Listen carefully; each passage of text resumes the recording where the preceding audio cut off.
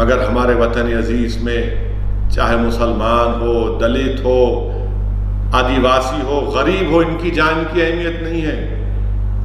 اعلیٰ ذات کے لوگوں کی، دولت مندوں کی جان کی اہمیت ہے۔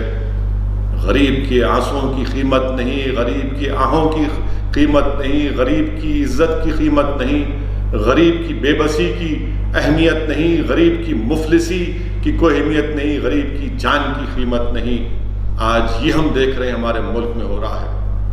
میرا سر شرم سے جھک جاتا ہے کہ شرمندگی ہوتی ہے کہ کیسے ہم ان غریبوں کو، ان مظلوموں کو ٹی وی پر، سوشل میڈیا پر تصاویر آتی ہیں کہ دلی سے ننگے پیر ایک غریب اپنا سوٹ کیس کھینچ رہا ہے اور ایک معصوم بچہ اس پر سو رہا ہے۔ کیسے نیند آتی ہوں گی دلی کے حکمرانوں کو؟ ایک سائیکل پر 5 آدمی کو بٹھا کر 800 کلومیٹر کا سفر طے کر رہے ہیں۔ کیسے اطمینان ملتا ہوگا دلی کے حکمرانوں کو؟ عجیب ہے معاملہ یہ۔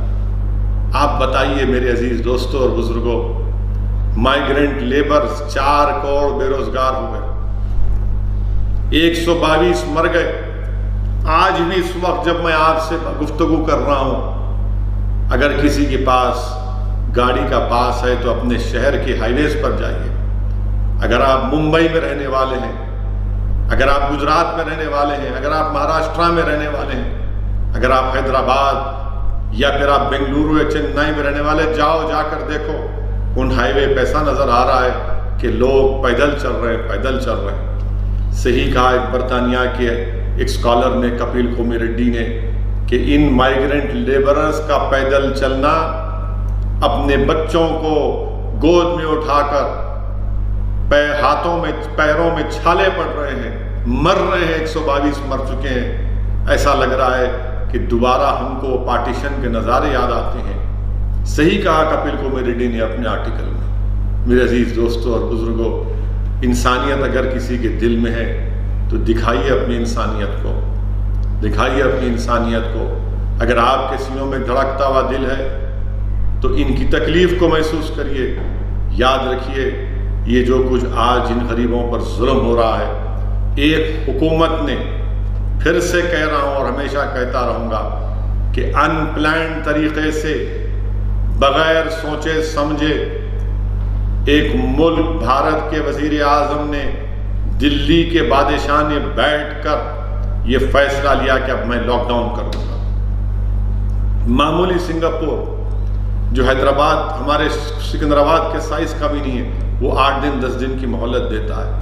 ہمارے وزیر اعظم نے کہا کہ لاک ڈاؤن چل رہا ہے، لاک ڈاؤن چل رہا ہے، غریب مر رہا ہے، کھانے کو کھانا نہیں ہے، دوائیں خریدنے کے لیے پیسے نہیں ہیں۔ جو محلے جات میں، میرے کانسٹیٹنسی میں جو 2 کمرے کے اسپتال چلتے تھے، جو غریب جا کر 70 روپے 80 روپے دے کر علاج کرتا تھا، وہ نہیں کر سک رہے۔ بڑے بڑے اسپتال میں کہاں پر جائیں گے؟ کون جا کر بڑے بڑے اسپتال میں اگر ان کو کنسیشن بھی مل رہا ہے یا کم سے کم پیسوں میں علاج بھی ہو رہا ہے اسرا ہاسپٹل میں اور اویسی اسپتال میں، تو وہ بھی ان کے پاس اتنی سخت نہیں ہے، اسپتال بھی چلانا ہے۔ مگر یہ سب ان پلانڈ طریقے سے۔ حیدرآباد کی ایک مشہور کہاوت ہے کہ دیوانے اٹھے سر کو مسلم تھے، یہ وہی حال ہو چکا ہے کہ ایکٹ ان ہیسٹ، انگریزی کہاوت ہے کہ act in haste, prime minister سنیے، act in haste repent in leisure. ہاں، مجھے یقین ہے کہ میری ان تمام باتوں کا اثر سنگھ پریوار اور بی جے پی کے چاہنے والے محبوبوں پر نہیں ہوگا، کیونکہ ان باتوں کا اثر تو ان لوگوں پر ہوتا ہے جن کے دلوں میں ایک دھڑکتا ہوا دل ہوگا۔ میری ان باتوں کا اثر صرف ان انسانوں پر ہوتا ہے جن میں انسانیت باقی ہے۔